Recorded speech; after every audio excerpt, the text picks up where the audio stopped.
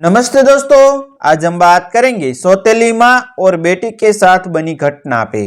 राजस्थान के घरों और हवेलियों के बीच बसा छोटा सा कस्बा भीमनगर। वहीं रहती थी 12 साल की नन्ही सी शांत और शर्मीली बच्ची आरुषि।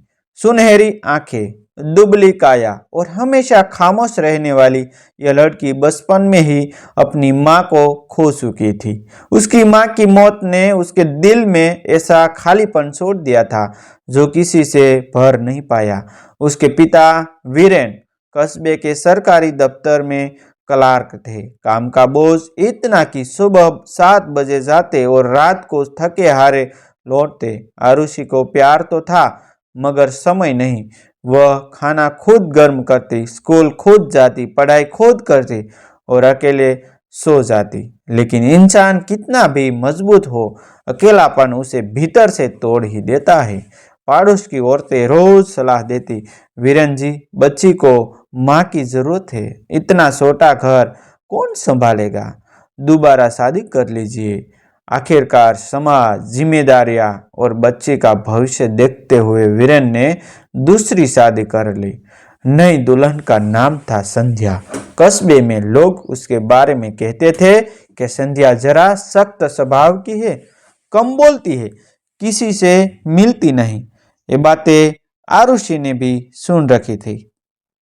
उसे डर लगने लगा था कि अब उसके घर में एक औरत आने वाली है जो शायद उसे डांटेगी, उसके साथ बुरा व्यवहार करेगी। पहली ही शाम जब संध्या घर आई, आरुषि अपने कमरे में दुबक गई। संध्या ने आवाज दी, आरुषि बेटा बाहर आओ, पर वह और सूख गई।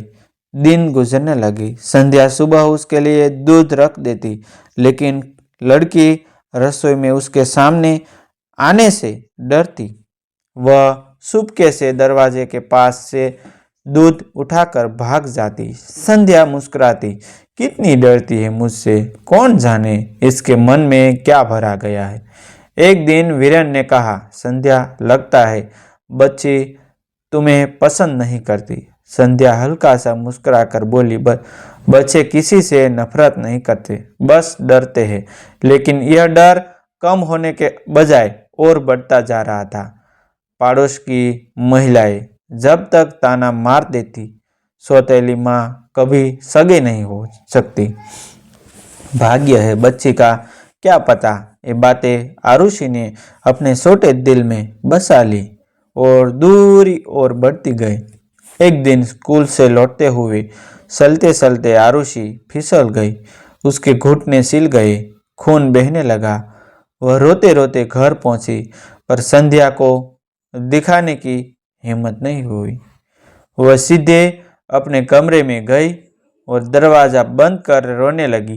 कुछ मिनट बाद संध्या ने दरवाजा खोला और चौंक गई। ये क्या हुआ? किसने मारा? रुको, बैठो। वह बिना कुछ और उसे दवा और पट्टी ले आई। धीरे धीरे घाव साफ किया। उसकी आंखों में सस दर्द था। आरुषि पहली बार उसके इतना पास बैठी थी। वह कुछ बोले न सकी, बस संध्या की आंखों में देखती रही। संध्या ने उसकी आंखों पर हाथ फेरते हुए कहा, बेटा जब घायल होते हैं ना, तो माँ ही दवा लगाती है, और मैं भी तुम्हारी माँ हूँ। ये बात आरुषि के दिल में सीधी उतर गई, लेकिन उसके मन ने तुरंत आवाज दी, नहीं, ये मेरी सौतेली माँ है। ये सिर्फ दिखावा है, लेकिन जो दिल महसूस करता है उसे दिमाग ज्यादा देर रोक नहीं पाता।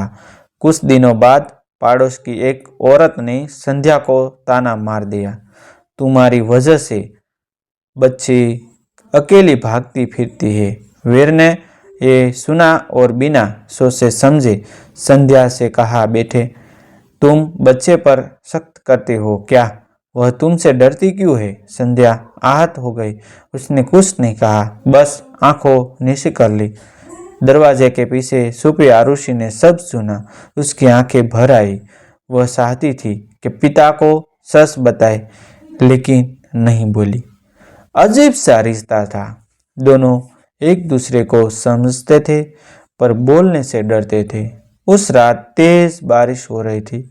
बिजली की कड़कड़ती आवाज से आरुषि का दिल बैठ रहा था। उसे बिजली से बहुत डर लगता था, लेकिन अपनी माँ के गुजरने के बाद वह अकेले ही डर से लड़ती रही। अचानक कमरे का दरवाजा खुला। संध्या अंदर आई। उसने पूछा, डर लग रहा है? आरुषि ने सिर हिला दिया। संध्या ने बिना कुछ कहे उसे गोद में उठा लिया। धीरे धीरे उसके बाल सहलाए। वह उसे बच्चे को अपने सीने से चिपटाती चली गई, जैसे सालों से यही पल उसका इंतजार कर रहा था। आरुषि को पहली बार लगा ये सौतेली नहीं, सगी माँ की तरह है। उस रात आरुषि गहरी नींद से सोई। संध्या उसकी बगल में बैठी रही, उसके ढकती रही, जैसे वह अभी भी वह मासूम नवजात बच्ची हो। अगले हफ्ते स्कूल में कविता पाठ का कार्यक्रम था। आरुषि को भी मंच पर जाना था, लेकिन वह बेहद डर गई। वह रोते हुए बोली, मैं नहीं बोल पाऊंगी, सब हंसेंगे मुझ पर। संध्या ने उसका हाथ पकड़ा, बेटा, जब तक तुम खुद पर भरोसा नहीं करोगी, कोई भरोसा नहीं करेगा। तुम बोलोगी और बहुत अच्छा बोलोगी। पहली बार किसी ने उस पर इतना विश्वास जताया था।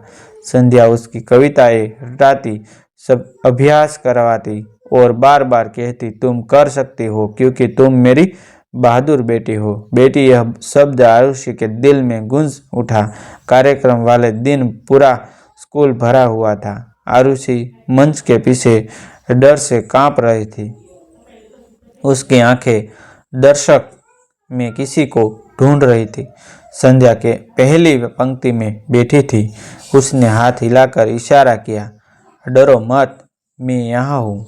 आरुषि की हिम्मत बढ़ी। वह मंच पर गई, कविता पढ़ी और अंत में पूरा हॉल तालियों से गूंज उठा।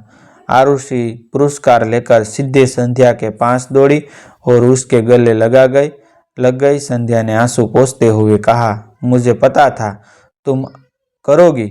उस पल दोनों के बीच की दूरी पूरी तरह टूट चुकी थी, पर किस्मत अभी एक बड़ा सच छुपाए बैठी थी। रात को जब सब को सो चुके थे, संध्या चुपके से अलमारी खोलकर एक पुरानी फाइल निकालती है। उसकी आंखें नम है, हाथ कांप रहे थे। फाइल में एक पुरानी फोटो है, नवजात बच्ची की। वह तस्वीर देखते ही उसके होठ कांपते हैं। वह तस्वीर को छाती से लगाकर कहती है, माफ करना बेटा, परिस्थितियों ने मुझे मजबूत किया था। एक दिन सच बताऊंगी, पर उसे नहीं पता जिस बच्चे को वह सालों पहले खो चुकी थी, वह आज उसके घर में उसके सामने बैठी है। स्कूल के कार्यक्रम के बाद आरुषि और संध्या के बीच का रिश्ता बदलने लगा। अब वह खुलकर हंसती, बातें करती, घर के काम में मदद करती। संध्या जितनी ममता दिखाती, आरुषि उतना ही उसके करीब आ जाती। वीरेन भी यह बदलाव देखकर खुश थे, लेकिन किस्मत को खुश और मंजूर था। एक शाम आरुषि बाजार से घर लौट रही थी। चलते चलते उसकी आंखें के आगे अंधेरा सा गया और वह फुटपाथ पर गिर पड़ी। लोग इकट्ठा हो गए। फोन करके संध्या को बुलाया गया। संध्या दौड़ते दौड़ते वहां पहुंची, उसे गोद में उठाया और चिल्लाई, कोई रिक्शा बुलाओ, कोई रिक्शा बुलाओ, जल्दी अस्पताल पहुंचते हैं। डॉक्टर ने उसे आपातकाल में ले लिया। डॉक्टर बाहर आया और बोला, बच्ची को खून की बहुत कमी है, तुरंत ब्लड देना होगा। वीरेन शहर से बाहर मीटिंग में थे, फोन नहीं लग रहा था। संध्या ने बिना एक पल गवाए कहा, मैं दूंगी खून, जल्दी टेस्ट करो। जांच पूरी हुई। डॉक्टर रिपोर्ट लेकर आया। गंभीर चेहरा, धीमी आवाज, मैडम आपका ब्लड ग्रुप बच्ची से मैच नहीं करता। संध्या का दिल बैठ गया। तो किसका करेगा? कौन देगा खून?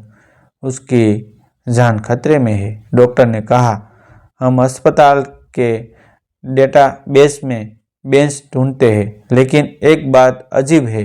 क्या? बच्ची का ब्लड ग्रुप बेहद दुर्लभ है। सिर्फ उसी इंसान से मैच हो सकता है जिसकी नाभि नाल उससे मिली हो, यानी जैविक माँ।